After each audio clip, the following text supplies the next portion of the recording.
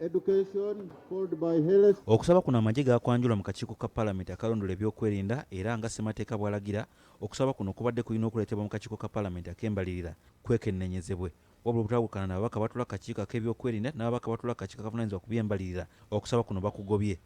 Omubaka wa Kira Ibrahim Ssemujju Nganda ne nampala w'oludda oluvuganya gavumenti mu Paalamenti John Baptist Nambeshe beewunyiza engeri amagye ne gavumenti eyagamba nti Paalamenti yali teyeetaaga kwebuzibwako okutwala amagye e Congo ate gyeyinza okuddukira mu Paalamenti okusaba ensimbi okuvujjirira ebikwekweto byetamanyiiko.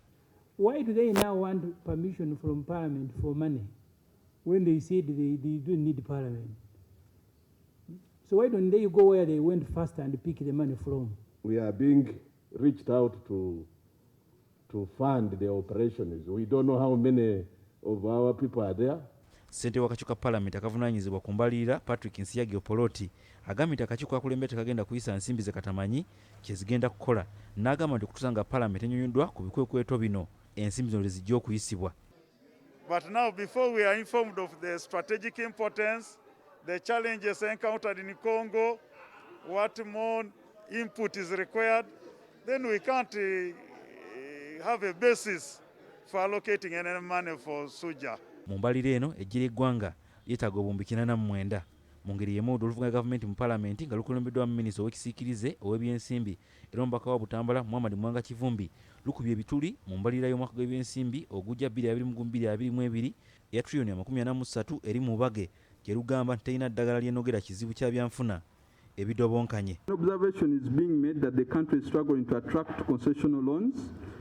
It is increasingly relying on non-concessional loans, and this drives the cost of amortization, which has risen from 1.7 trillion in the current financial year, and it is projected to increase to 2.46 trillion in the financial year 2022-2023. Tukoze analysis okumala emyaka 7 ne tuzuula nti bamusiga nsimbi buli ssente ze baleeta wano be baleetawo $10 on average 66 mu mwaka ogwo ate era bazizaayo. Ng'ogyeko omusolo ogusuubira okukuŋŋaanyizibwa mu mwaka gw'ebyensimbi ogujja okulinnya okuva ku triliyoni 22 okutuuka ku triliyoni 25 y'enjawulo ya triliyoni 3 ne gavumenti erina mpenda zeetemye we gugenda kuva wakati mu kusoomozebwa kwa ssennyiga korona.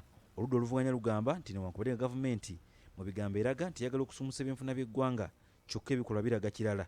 Okugeza yadde ng'ensimbi triliyoni 1 n'obuwumbi 50 yakekyuddwa ku nsaasaanya y'ebitongole bya gavumenti yadde nga tewali kyannyo kyakyuse ate nga wasigaddewo eddibu lya triliyoni 2 n'obuwumbi 62 eri ebintu ebitasiddwako nsimbi mu mbalirira eno. Ensimbi obuwumbi 10 abakulu mu gavumenti nga n'omukulembeze gwanga mu mutwalidde bazze bazikuutira akadingidi nga bwe zigenda okuweebwa buli muluka naye obuwumbi 455 zokka ze zassiddwawo mu nteekateeka eno so nga triliyoni 1 ye yeetaagisibwa. Tebavuddeyo kulambika misolo ki gye bagenda okukola ki okuleeta ababagwedde nga ne bono collecting omusolo ogwo ne bana bagucollectinze tebalina. How can you bring a budget framework paper nga za ssente z'amafuta tezirimu nga mugamba nti twagala mangu nnyo amafuta gakole ki gafulume? Oleeta otya ng'obadde oyimbirira prime minister president buli muluka biliyoni meka 10 ku buli muluka n'ozireeta nga tezirimu. Kuno kugatta n'ebbanja lya Uganda eririnnye okuva ku triliyoni 69 n'obuwumbi 51 mu Juni w'omwaka guwedde okutuuka ku triliyoni 73 n'obuwumbi 78 mu Oktoba w'omwaka oguwedde nga wetwogerera ensimbi esasula ebbanja lya Uganda lirinnye okuva ku triliyoni 8 n'obuwumbi 58 mu 2018 okutuuka ku triliyoni 15 n'obuwumbi 11 mu mwaka gw'ebyensimbi ogujja 2022. Yuda Musisi, BBSKATI, Ageesigika. Weewaawo kyali ku mawulire Ageesigika.